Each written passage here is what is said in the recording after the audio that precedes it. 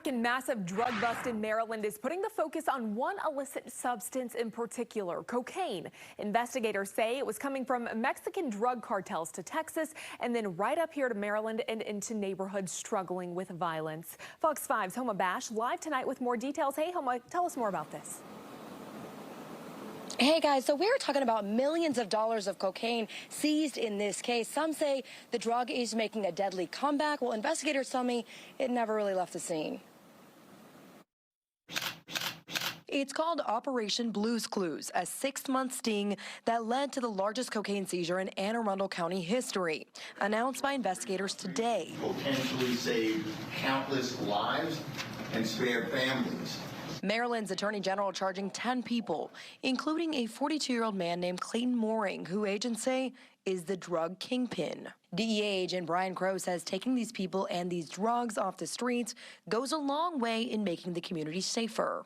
We're still seeing cocaine being trafficked by, the cartels that we're often focused on here at DEA. Crow says the drugs came from Mexican cartels into Houston, Texas, sewn into the seat cushions of cars, then shipped up to Maryland in exchange for cash. Police found 18 kilograms of cocaine inside one car, worth roughly $2 million.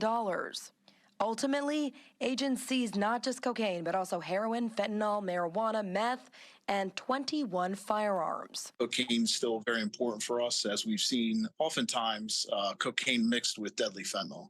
So deadly, in fact, that data from the Maryland Overdose Dashboard shows fatal ODs involving cocaine have cost more than 1,000 lives in the last 12 months.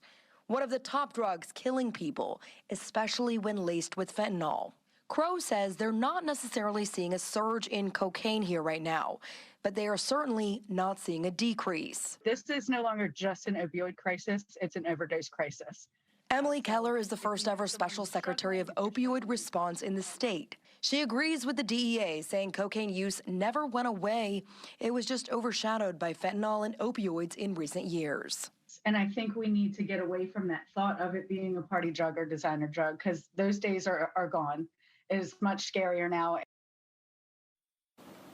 And here's the thing, 2 simple things can really help save lives right here. We're talking about fentanyl test strips and naloxone like this right here. Both of them are available at no charge at your local health department here in Maryland. Jacqueline, Sharon.